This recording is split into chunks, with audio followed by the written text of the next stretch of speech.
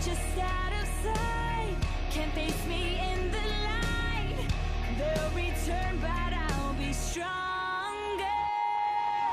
Gotta want to dream again. Take me where I've never been. I wanna go there. This time I'm not scared. Now I'm unbreakable. It's unmistakable. No one can touch me. Nothing can stop me.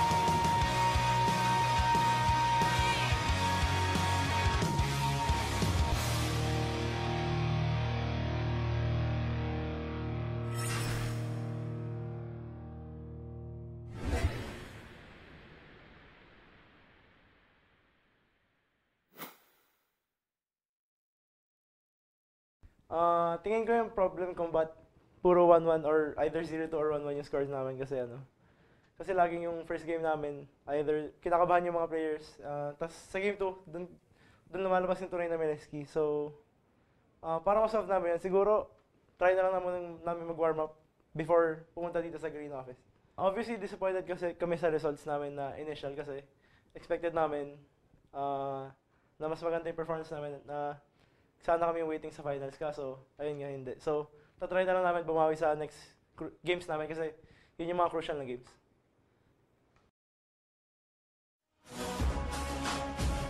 Will push to become stronger going later in the split. But of course, ladies and gents, welcome back to the Bacchus Pro Gaming Series 2017 Summer Split. Drive your energy. Before anything else, we will be your casters, Arctic at your service, fam. And of course, with me is Amplifier. And what a day we have had so far. Yeah, a really crazy mix of games, but most of them being one-sided because the first two matches we've had, they've been between veterans and sort of newbies of the scene. So I guess they were expected, but a lot to learn, especially for Infuse and ACA. Even though they weren't able to get any wins for themselves today, yeah, there's a lot to learn, a lot to pick up from the games. Unlike, for example, TME and IPT, who sister teams come home with 2 wins each. So it's really a lot of points to bring home for the sister team today. Somebody celebrating tonight, without a doubt. But of course, before we get into the action, that is MSK versus Acclaim Empire X. We are going to be heading into the schedule for the evening. Of course, like we said earlier, it was Infused and Manila Eagles during match 1 and Imperial Pro Team and Asian Arena versus match 2. We'll be heading into the final match for today and for week 3 in general as MSK and Acclaim Empire X close it out. Yes, and this is expected to be not as one-sided because we have 2 teams who are relatively both veterans already, especially since both of them have PGS championship titles to their names already. So it should be a pretty exciting match, though both still have a lot to prove. As we can see on the standings right now, they're actually trailing behind the sister teams TME and IPT, who both are, well, TME has already secured themselves a slot for Rampage 2016, or rather 2017, and IPT are looking to gain that for themselves as well. MSK and AEX, not such a great start so far into the split, but as Kaigu said, they're looking to make it up as the weeks go on. Yeah, and we have seen MSK kind of make those scenarios wherein they struggle at the start, but all of a sudden they come in with this resolve that they just pummel through during the later part of the split. We'll just have to see if it's the same scenario for this one, because a lot of teams have definitely stepped up their game. But of course, we are going to invite all the working summoners, by the way, to the Summoner Shift. Of course, that'll be happening on July 1, Saturday, at G1 Guadalupe. And aside from that, there you go. So incentives, there you go. So you guys July get a chance to get free starter codes, win merchandise, and there's a 40,000 RP prize pool. That's all of the Nightbringer Yasuos, gaya ng sabi ni Shinbu. Kahit ilang beses yung bilhin niyo yung Yasuo na yan, you'll have enough for pretty much probably your entire company. Complete the set. Yeah. So there's a lot for you guys to win there. Don't forget that as well. And also don't forget that we have the PGS Digital Fan Art Contest. So if you guys are into that digital art, then please do participate and create a digital artwork that consists of 1 player per team. So keep in mind we have 8 teams. So you have to draw 1 member from each of those 8 teams. So that should be pretty cool actually. And keep in mind, it has a 9K RP prize pool. So there's a lot to win there. If you guys want to know more details about that, make sure to go to esports.garena.ph/PGS. And of course, speaking of skins, we also have the match and win promo. So for the last match, we still have 1 code left. All you have to do is just watch out for the code and guess what the missing letter or number is. Have your clients open. If you can guess the code, then it's yours. 250 skin on the line, equivalent to an Imperial skin. Into the pick and ban phase we go. Alright, so again, MSK, AEX, let's see. The first game momentum is pretty important. Rakan and Elise already being banned there. Pretty interesting. Rakan already removed from the roster for supports. We'll have to see who the next couple of bans will be. Shen being banned as well, taking that away from Canon. Si Kano kasi, I remember, especially during their debut in the PGS, when I first saw them, Canon, ito yung mahilig mag-mage sa top lane. I recall he would be into champions like Morgana or Karma, but the very few tanks he does play, Shen is one of them. So they're going to be taking that away from him. Kha'Zix also being banned here against Tamsu. Yun yung malaking tanong kay Tamsu. He's a very talented player, no doubt. But this split, it seems like he's an exclusive Kha'Zix player. So we tend to wonder kung saan pa siya magaling kaya sa ibang jungler. So we'll have to see how he adjusts without Kha'Zix. Meanwhile, Caitlyn being taken away from Zensho, and then Zac being taken away from James there.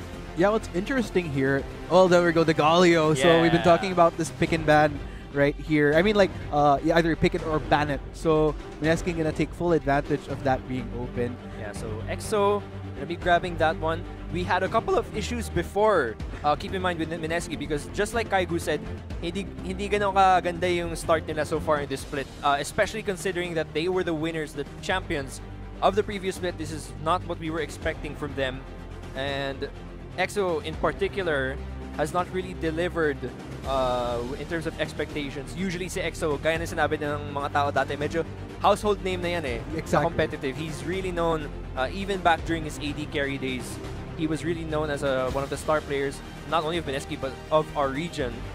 And seeing him recently, hasn't been doing so well, but I think the Galio, his performance on Galio may be a bit of a different performance compared to his other mid laners like maybe Talia or something where he doesn't do so well. So I'm interested to see if Galio will really work out for him this game. Whoa! Meanwhile, Fiora... You know what's interesting here is that we were... Immediately when we were talking about how Canon likes to go for these mage picks or even the occasional Shen, the common denomination for me there's a certain level of utility to everything he brings. That being said, one of the biggest questions that I've had on my mind thus far is actually whether or not he could efficiently use champions like Fiora, because the last time he used this, if I'm not mistaken, that was just last week, it was pretty traumatizing for him because he fell so behind, and I'm not sure if I could attribute it to the fact that maybe he was outplayed in lane 1v1, or was it because he got camped so heavily. So I'm yet to see a game wherein Canon just performs above and beyond. Yeah, that's definitely true. Canon, a lot of question marks on this guy when it comes to champions like Fiora. But for the rest of the picks, Kennen and Olaf being locked in for Mineski, and then Lulu and Twitch here for AEX. So Twitch, Lulu, really just a staple thing for AEX. It's not a surprise seeing Gen V on Twitch or Vayne. Meanwhile, Orianna and Talia both being banned on each of the sides. Thresh being banned as well, taking that away from TG, who also has a pretty shallow pool, I might say. We're not so sure what other supports he can play aside from Tam, Kench, and Thresh. And then Gragas being taken away here as well, and Ivern being taken away. So a lot of TG's favorite champions are being taken away from him. And this will be Ivern on Tamsu, so that's pretty interesting. We usually know Tamsu to be a guy who takes the carry position, so it'll be interesting to see him on this Ivern. I wouldn't be surprised actually, because given the composition that Mineski has, I'm pretty sure that there's a highly likely chance that we're going to see a Bard for TG. Because that would be interesting, yeah. They actually used that type of composition wherein they synergize everything, the Kennen, the Galio, the Tempered Fate from Bard, where it's coupled off together. But, ooh, wait a minute. Ooh, Jace. This is... I wonder who the support is going to be this counter case. pick. Oh, support Galio? Oh, that would be very juicy. It might be. I doubt it would be a support Kennen or Cass, but yeah, that's probably a support Galio, so that'll be pretty interesting. Vanguard is the only one left. Oh, it's locked in. Yeah, it's locked in. So this Jace was locked in, pang-counter kay Fiora. Most probably, he does do quite a good amount of damage during the early game. He has the ranged benefit as well. Sejuani. Wait. Sejuani. Wait. Oh, what? I'm getting confused right now. What is going on? Support nyo. Come on, guys. Maybe that's a mid lane Lulu, jungle Sejuani, and a support Ivern. There you go. That's probably it. That's the logic. That would be pretty interesting though, because Lulu is not someone we usually see in the mid lane anymore. She used to. Is that gonna be a mid Fiora? Because Cannon does go to Sejuani top as well. And like we mentioned, there was that question as to whether or not he performs on such champion. So my mind is blown right now. What is going on? Oh my god. Okay, so it's gonna be mid Fiora against a Cassiopeia. So it's So it's gonna be Jace versus Sejuani. Okay, that's pretty interesting. So what can you say about this Amplifier? This is absolutely mind blowing right now. Acclaim Empire X, clearly one of the more creative teams when it comes to drafting. So how do you think this creativity will translate against? Well, technically, there's also a bit of creativity as well with MSK. You know, Galio is feasible as a support. It's just that none of the teams have been gutsy enough to bring it out just yet. Yeah. So what do you think? I mean, wow. I mean, the Galio support is not that eccentric, especially since his kit actually does have a lot of the things that other supports have as well. I mean, meron siya CC, and then he has the poke with the Q, so there's a lot of stuff going for him in terms of being a support. Looking at the player statistics, of course, Tamsu and James as the matchup for today. Both are junglers, and Tamsu being one of the star players, one of the key players really of AEX, especially when you look at their win last year for Rampage 2016. He really was a pretty key player for that. And looking at their stats, a lot does lean over to AEX, Tamsu, but that might be because he's been playing a lot of Kha'Zix recently, so his KDA would be considerably higher than James, who doesn't always play carry junglers. Definitely. And oh my god, this team composition. This is crazy. I'm interested in seeing how... I'm actually interested in figuring out as to how the analysis will go for this match. Yeah. Because there's a lot of factors that we're yet to see in the PGS. Yeah, that's true. And Fiora mid is pretty interesting because like landing vital spots in the mid lane, I think may be more difficult because unlike in the top lane, you can kind of push your target to the wall so that you can force to hit a vital spot maybe. But for mid lane, it might be a bit more difficult. And because Cassiopeia is also ranged, maybe that will play a factor as well. I'm really not sure how to analyze that matchup because I think I've tried Fiora mid once, but it's actually not that bad, especially since you have the riposte to deny CC from the jungler, so that maybe that will make it less difficult. But regardless, I'm really looking forward to seeing how this will go. The downside I'm seeing is that there isn't much AP damage coming from AEX, so if Mineski stacks up on armor on this Galio and this Olaf, then that will definitely make it difficult for Fiora.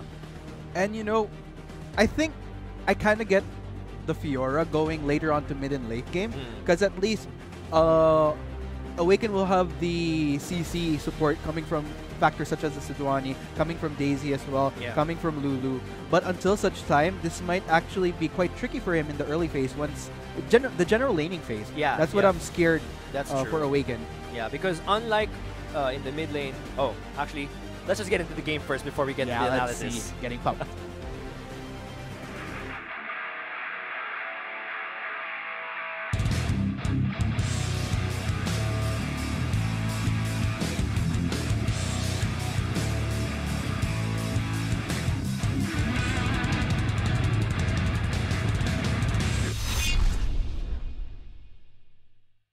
And there we go, ladies and gentlemen. We are hitting into our third matchup for today. Game 1 between Mineski versus Acclaim Empire X. Of course, wherever you're watching, whether it be Facebook or YouTube, let us know who you guys are rooting for. Hashtag MSK win or hashtag AEX win. In we go.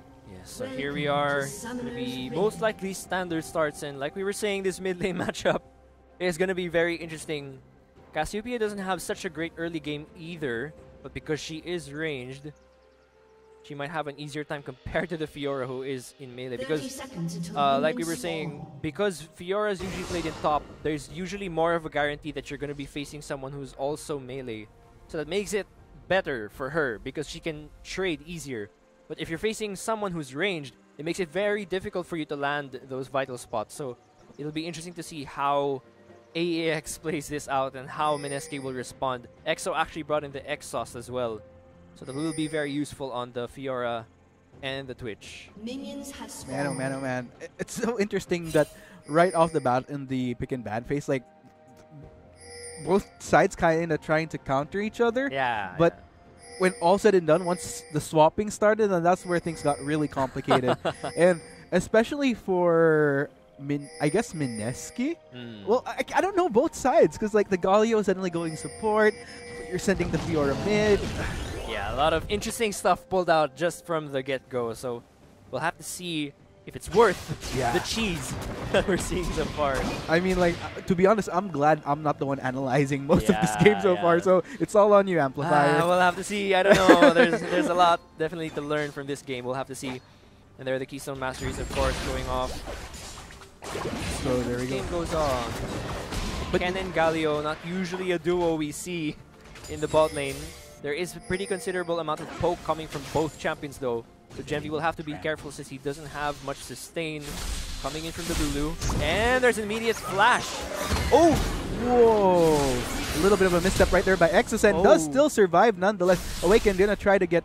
I mean, yeah. I mean, whoa, whoa, whoa, whoa. Because, like, what's surprising here is a lot of action happening within, not even within 3 minutes, because most of the ganks that we see are past the 3-minute mark. Yeah, yeah. So it's refreshing. Not just refreshing, I'd say more surprising, really, Yeah. that we're seeing that level of aggression. But I like how proactive AEX is being, because we've been talking about how worrisome a Fiora is in the mid game. I mean, in the early game during the laning phase. So yeah. this is one of the remedies that we're seeing AEX is making to help that out. There's the poke coming from the Twitch and the Lulu. So they have their poke of their own, so Zensho and TG shouldn't underestimate that knock up just as though, much. but looks like they'll be backing away for the meantime. There's a lot. I feel like there's a lot, definitely a lot more poke potential. Genvi and Vanguard harassing my. TG. That was dangerous. Yeah, so that's the downside there with using Galio as a support. Of course, unlike the usual melee supports, you really don't have much going for you in terms of sustain. So the moment you fall out of position, it's very easy for Lulu and Twitch to put down the poke and the damage over time with the poison. So have to be careful. I love how Tom's not allowing Exosan that opportunity to just abuse the Cassiopeia versus Fiora matchup right here. Really showing a lot of presence. And then again, that's one of the advantages of Ivern. You know, you don't really have to spend as much time clearing out camps. Yeah, that's definitely true. We'll see. He is looking to make a mid lane gank here. Meanwhile, in top lane, expected, Cannon would have a bit of a difficult time against the Jace, because he is range after all, so they'll be pushing him in just a bit. But in terms of farm, Olaf doing pretty well so far. He's actually on the enemy side just of the Raptors, and this might be a mid lane gank. But I think Fiora can sense that, so he's moving a bit back right now. Oh, man. Oh, Exosan though, here we go. The poison is on. Yeah, pushing him back there. What I'm actually expecting from Mineski here is to grant Exosan the vision in a way, to make sure that, because we have seen how likely the proactiveness is going to be from Tomsu to avoid Awaken getting overtly harassed by Exosan. So we'll just have to see if that's something that'll translate later on. I think Ivern might go for the gank here. Moving in. Oh no, Tomsu gets the connect on, flashes in for it. Awaken follows up. I don't know if Exosan is going to survive. And there we go. First blood going to Awaken. Wow, so that's something we wouldn't really expect coming into this matchup, but it is going to go over to Awaken. So that first blood's really going to be able to help him. He has fallen behind by quite a bit of CS, so Tamsu, like you said, camping that mid lane, definitely going to help him try to at least get through the early game and off into the mid game. I like how the patience kind of played off for Tom's. You know, he's been waiting for that right moment, hovering over mid lane. So this is what I like about AEX, because with other teams, when they go for these type of compositions wherein you kind of need to babysit a certain lane, it doesn't really translate to successful ganks. Yeah. But it's very refreshing to see that it's actually paying off for Tomsu thus far. That's true. That's true. We'll have to see though. On Mineski's side, when you look at their team, oh wait. Oh no, TG in a very scary position right there, forced to back away, but it looks like Vanguard himself might be in trouble. Goes down to James. Genvi not done just yet. Will be taking down TG, but in exchange goes down as well. Double kill for James. Yikes, double kill onto an Olaf. Never good news there. So it might be quite scary, which leads me to my next point. Mineski, their team has a lot of carries. You've got the Jace. Oh my god, Awaken hurts. Exosan though. This is one of the tricky parts. Once that Fiora slowly gets it, but in exchange, Exosan gets the vengeance that he sought. Yikes. So that's the scary thing here about Fiora. If you keep lunging in with your Q and you're facing someone like Exo on a Cassiopeia, once you move in, there's really no turning back, especially once your riposte is on cooldown. There's no way for you to move back. So Awaken, I think he got a bit carried away by the first blood. He has to compose himself and make sure that he doesn't overextend like that. And that being said, with things said and done, pretty much 1-1 for both mid laners. puts them back on equal ground. But Yeah. technically, if you're going to look at the CS, X was definitely benefiting it now Yeah. at level 6. Yeah, that's true. Fiora here really cannot stop Exo from scaling. That's not what the Fiora does. If anything, Fiora scales along with Cassiopeia toward the late game. It's just that because Cassiopeia has the lane advantage, it's probably going to scale faster than Fiora. So that's what makes things scary for AEX. I definitely agree with you on that. And I don't know, maybe Thompson has to continue the proactiveness. Yeah. Because like after that first gank, well, I couldn't really blame him because he couldn't babysit. He couldn't keep on babysitting Awaken unless it results to continuous successful ganks. Yeah, that's true. Ooh. Might see.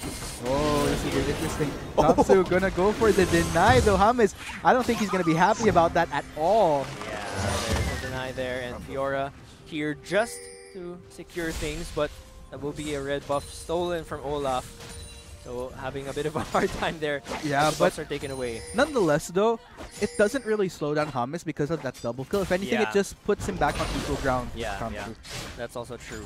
We'll have to see though, because the thing here is, even though MSK has a lot of carry, it's all a matter of will you be able to feed them all? That's the concern, because when you have, usually, what we see in pro play is that when you have this many carries in a single team, your jungler usually becomes a utility jungler so that he doesn't need gold, because ang mangyayari tuloy dito, since ang daming carry na MSK, mag-aagawan sila eh, right? They're all gonna be looking to gain kills, and how is that going to work? Because for AEX, you have 3 utility champions. You have Lulu, Ivern, and Sejuani all supporting Fiora and Twitch. So even though they don't get the kills, it doesn't hurt.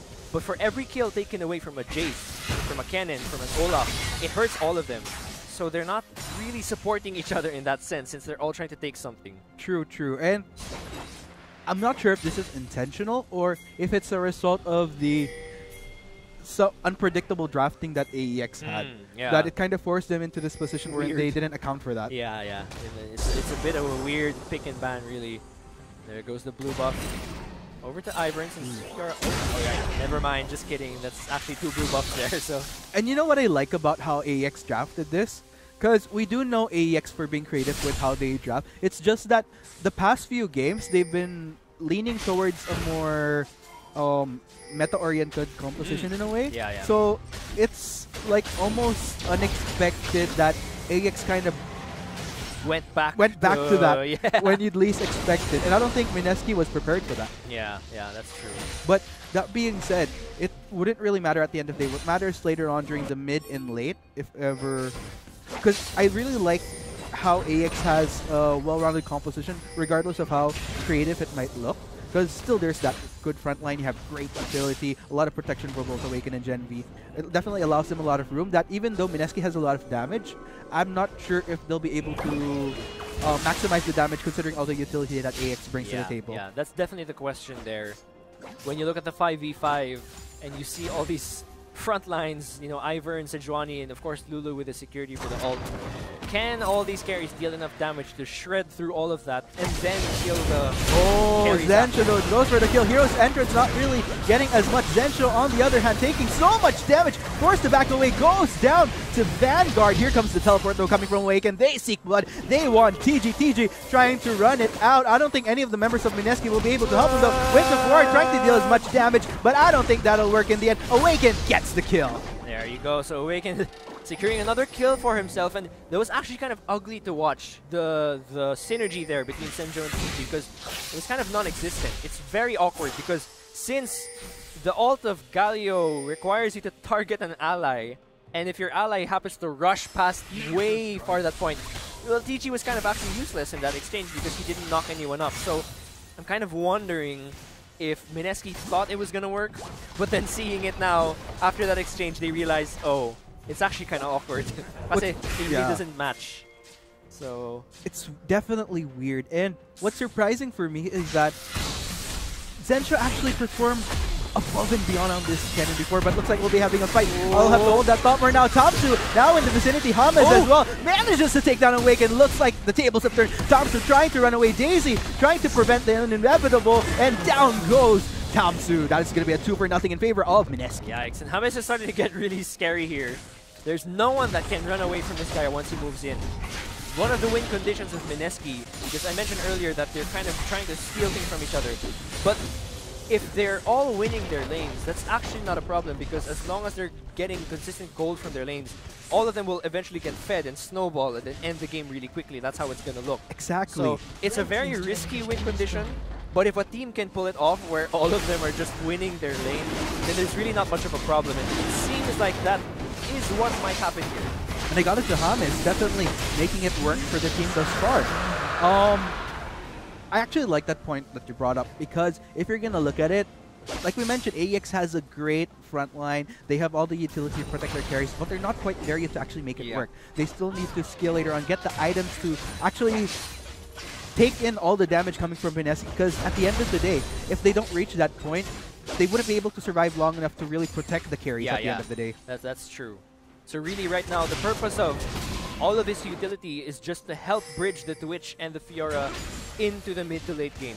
They need to prevent all these carries on MSK's side from snowballing, because if that happens, really it'll get out of control and the tanks won't get tanky enough to really defend the carries from all of the other carries on MSK's side. One of the saving graces that AEX might have to prevent MSK from going full-on snowball is the fact that they do actually have champions such as the Sejuani with the Glacial Prison, you have the Lulu with the knockups. Yeah. So this might actually grant them room to survive fights, because at this moment, I don't think Gen V and Awaken have enough protection to really go full-on 5v5. If anything, they could just delay for now. Yeah, that's true. Actually, Awaken was forced to grab Hex Drinker early on because of the damage coming from Exocent, which is understandable.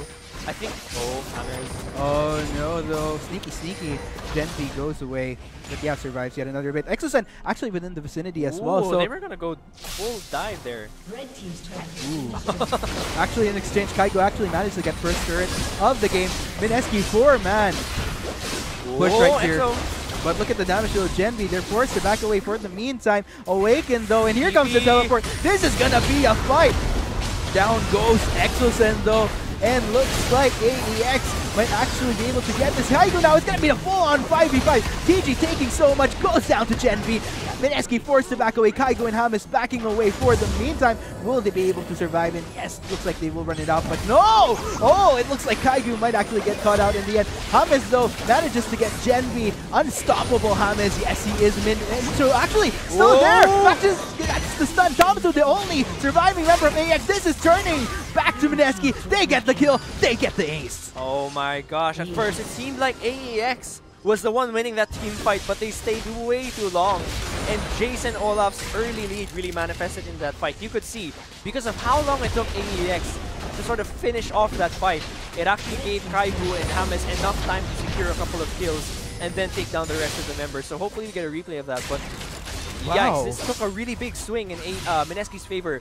It's suddenly 6,000 gold lead at 40 minutes. I don't even know how that happened, but it happened. Man, this is one of those scenarios where you go big and go home with this type of composition. So here we are with the replay, and at first, like I said, things looked like it was in favor of AEX. They were able to take out Exocent very early. TG's ult doesn't really help all that much. And the bad side here was Awaken was actually pushed to the side and 1v1 by James. This is where it looked pretty good, right? Because a lot of the members, it seemed like they had outnumbered them. But this is where it went really ugly. They overcommitted because Gen V gets hit by a couple of turrets and then James just walks there and kills him.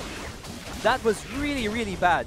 And at this point, you can already tell that AEX had lost because Kaigo and James are kind of fed already at this point in the game. So they really would have lost at that point already. AEX not practicing restraint at that extent. Exactly, and I love how Zensho just kind of hung around a bit more because if anything, if it were any other play, they might have gone for the recall already because it was dangerous. So great job by MSK right there. Like I mentioned, go big, go home. They're definitely going big right now. Yeah, definitely. Again, AEX, they didn't really measure their strength properly in that fight. Or rather, they probably underestimated Olaf and Kaigo in that fight. Oh, yeah. I think that's the bigger mistake there. They didn't expect it to turn around that much just because of James. But James is 504. He's got almost 100% KP or kill participation at this point. Oh, Rift Herald, and bro. then the Rift Herald. God, that's an easy inner turret.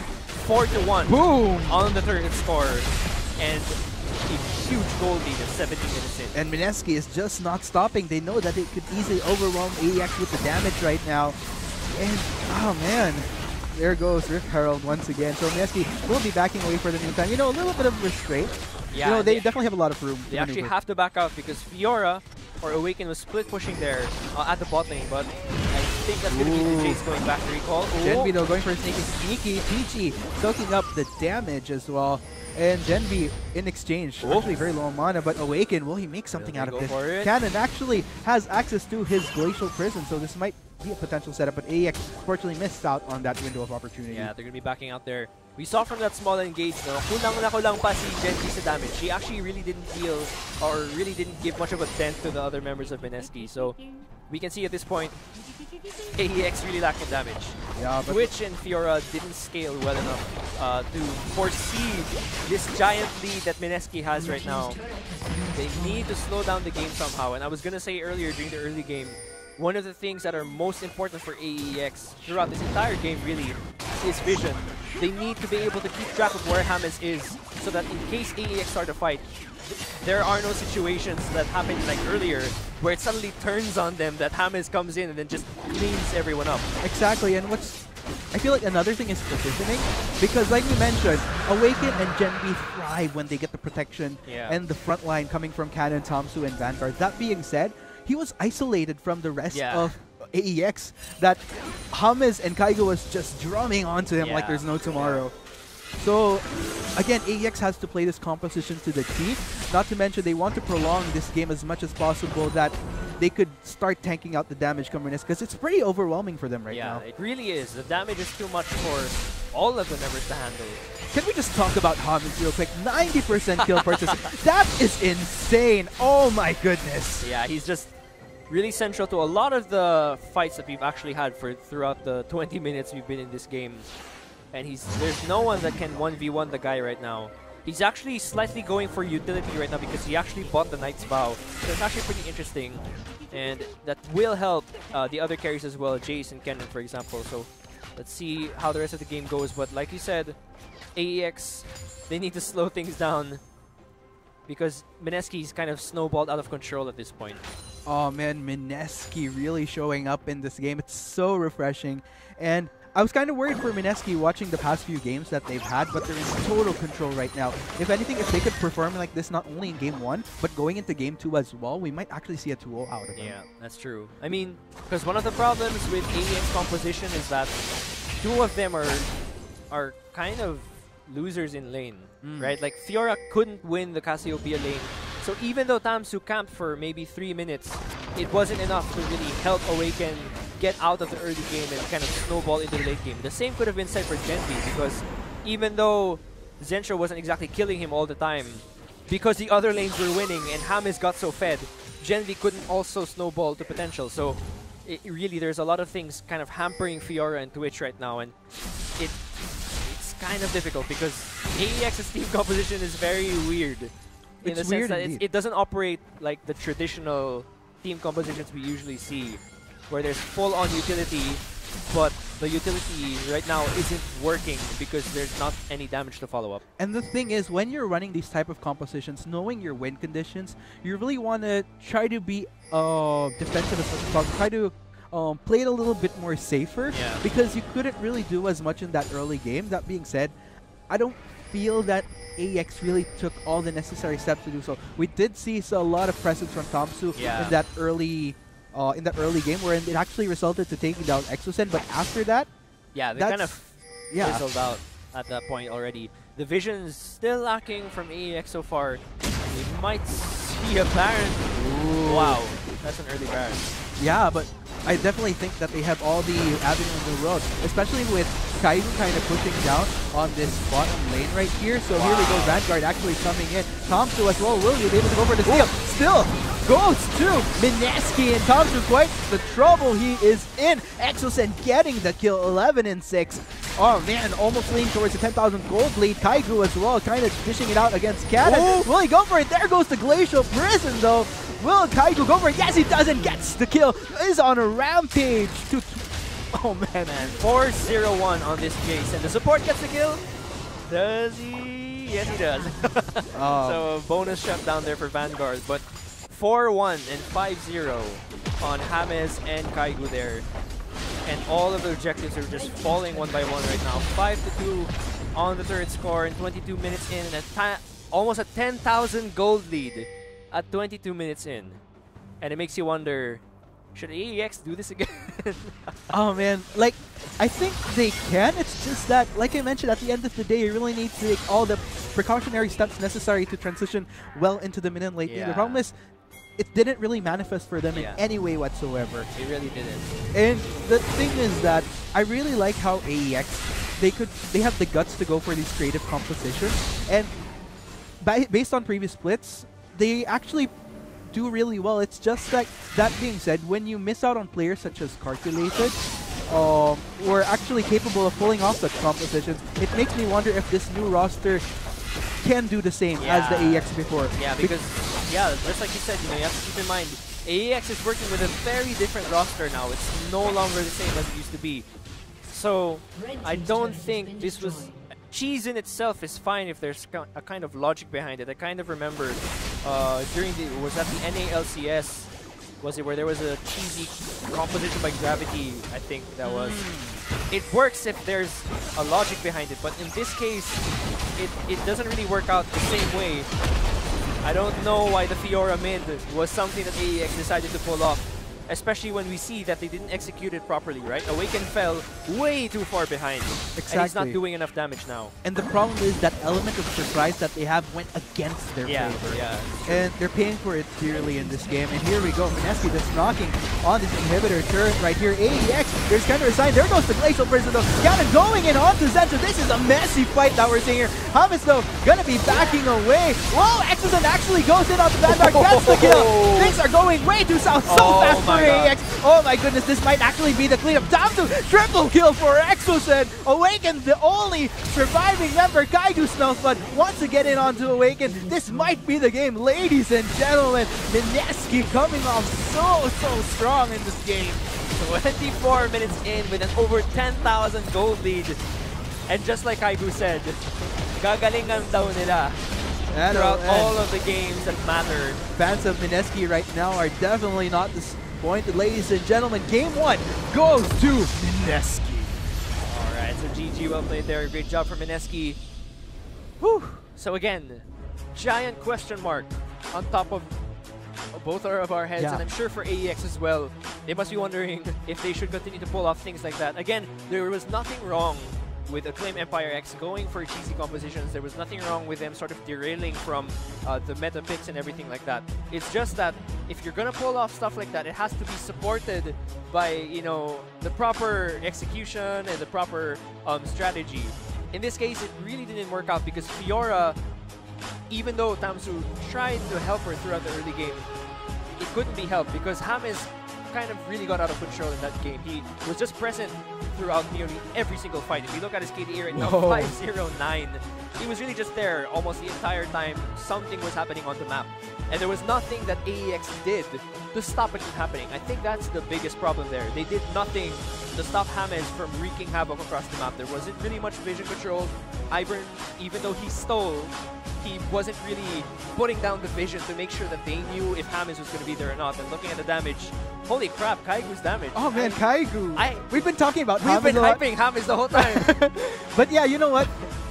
I think the reason why James, because not only just the damage, but also I noticed even in gold, he's only the 3rd highest. Because James did his job of making sure that Mineski snowballed into absolute craziness.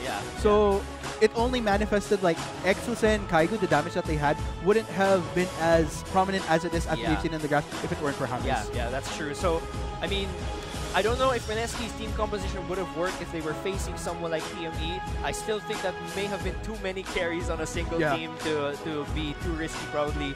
But when facing a very unconventional team composition that AEX had, perhaps that was the way to make it work. But again, this is only one match. This is, I mean, that's only one game. This match is 2 games, of course. So maybe AEX still have something up their sleeve. still, identity question. Can AEX still pull cheesy stuff like that off? And that's the big question. We'll just have to find out later on. Will they pull off the same thing in Game 2? Ladies and gentlemen, that has been the Bacchus Pro Gaming Series 2017 Summer Split for Game 1 of Match 3. But when we come back, we'll still go into Game 2 between AEX and MSK. This is, of course, Arctic Adro Service Spam. With me, of course, Amplifier. We'll be taking a short break. Oh no, Tamsu gets the connect on, flashes in for it. Awaken follows up. I don't know, Exosen is going to survive. And there will go. First, they're forced to back away for the meantime. Awaken though, and here comes the teleport. This is going to be a fight. Down goes Exosen though, and looks like AEX might actually be able to get this. Kaigo now is going to be a full-on 5v5. TG taking so much, goes down to Gen V. Mineski forced to back away. Kaigo and Hamas backing away for the meantime. Will they be able to survive? And yes, looks like they will run it out, but no! Oh, it looks like Kaigo might actually get caught out in the end. Hamas though manages to get Gen V. Unstoppable Hamas. Yes, he is min. So actually, still there. That's the stun. Thomaso, the only surviving member of AEX. This is turning back to Mineski. They get the kill. They get the kill. Mineski just knocking on the inhibitor turret right here. AEX, there's kind of a sign. There goes the Glacial Prison though. Kind of going in onto Sense. This is a messy fight that we're seeing here. Hamas though gonna be backing away. Whoa, Exosen actually goes in on the bandwagon. Gets the kill. Things are going way too south. So fast for AEX. Oh my goodness, this might actually be the cleanup. Tamsu, triple kill for Exosen. Awaken, the only surviving member. Kaigo smells, but wants to get in onto Awaken. This might be the game, ladies and gentlemen. Mineski coming off so strong in this game. 24 minutes in with an over 10,000 gold lead. And just like Kaigo said, gagalingan daw nila throughout all of the games that matter. Fans of Mineski right now are definitely not disappointed. Ladies and gentlemen, Game 1 goes to Mineski. Alright, so GG up right there.